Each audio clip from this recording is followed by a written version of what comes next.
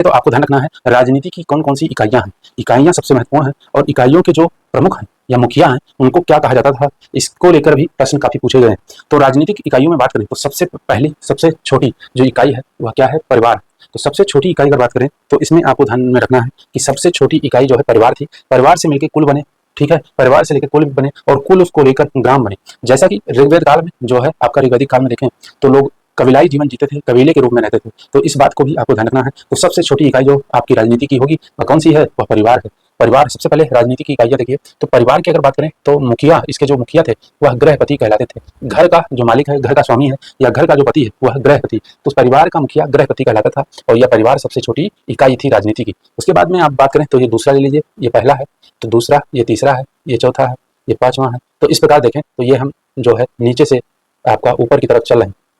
तो दूसरी जो इकाई है आपकी वह है कुल। और कुल के मुखिया जो कहलाते थे, कुल के जो प्रमुख कहलाते थे वह कुलुप कहलाते थे। ये कुलुप कहलाते थे। महत्वपूर्ण है, ऐसे प्रश्न बहुत बार पूछे गए हैं, पूछे जा रहे हैं लगातार।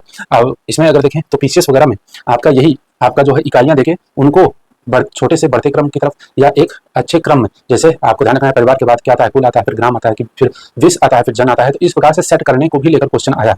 तो इसको आप बिल्कुल सिस्टमेटिक आपका क्रम वाइज याद रखना है। तो जैसे बात करें तो परिवार के बाद कुल और कुल के मुखिया कुलुप कहलाते हैं। उसके बाद ग्राम आता है, ग्राम ये गांव के समान था और इसके मुखिया ग्रामणी कहलाते थे, ग्रामणी कहलाते थे। उसके बाद ग्राम अनेक ग्रामों से मिलकर विश्व बना और ये वर्तमान तहसील के समान है। और विश्व के जो स्वामी या प्रमुख होते थे उनको विश्वपति कहा जाता था। तो विश्व अनेक ग्रामों से मिलकर बनता था और यह वर्तमान तहसील के समान जो है या इकाई थी। और इसके जो है स्वामी या मुखिया या प्रमुख कौन कहलाता था, विश्वपति कहलाते थे। तो इस बात को ध्यान रखिएगा। विश्व के बाद आता है जन।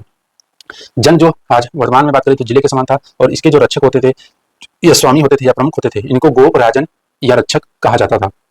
ये जो गोप, राजन और रक्षक होते थे ये वंश परंपरा से नियुक्त होते थे, यानी वंशानुगत पद था, यह वंशानुगत पद था। तो इस बात को भी ध्यान रखिएगा कि जो आपके गोप, राजन या रक्षक हैं ये उनका पद जो है वंशानुगत पद है। तो इस तथ्य को भी आपको याद रखना है। उसके बाद बात करें तो आगे बढ़ते हैं। तो आगे जन के बाद में अगर ऋग्वेद काल की हम यहाँ देख रहे हैं, हालांकि मैं यहीं पे आपका जो है डिस्कस में ले लेता हूँ कि आपका जो है आपको ध्यान रखना है जन के बाद जनपद आता है, जनपद, जनपद, जनपद आता है। और जनपद में बात करें तो या जो जनपद है और या उसके बाद महाजनपद है, ये दोनों उत्तर वैदिक काल में थे। तो अगर हम ऋग्वैदिक काल की बात करें तो ऋग्वैदिक काल में सबसे छोटी इकाई परिवार और उसके बाद में सबसे बड़ी इकाई राष्ट्र मिलती है। क्या मिलती है, राष्ट्र मिलती है। ये जनपद और महाजनपद ये उत्तर वैदिक काल में आपको राजनीति की इकाइयों के रूप में देखने को मिलते हैं। इसलिए मैंने दोनों एक साथ में ले लिया है क्योंकि राजनीति की जो इकाइयां हैं उसको हम देख रहे हैं तो उसके साथ में देख लें। तो आपको ध्यान रखना है विश्व के बाद जन और जन के बाद यहाँ पे राष्ट्र आता है। क्या आता है, जन के बाद राष्ट्र आता है, राष्ट्र। और यही जो ऋग्वैदिक काल में सबसे बड़ी इकाई थी और इसके मुखिया जो कहलाते थे वह सम्राट या अधिपति कहलाते थे। क्या कहलाते थे, सम्राट या अधिपति।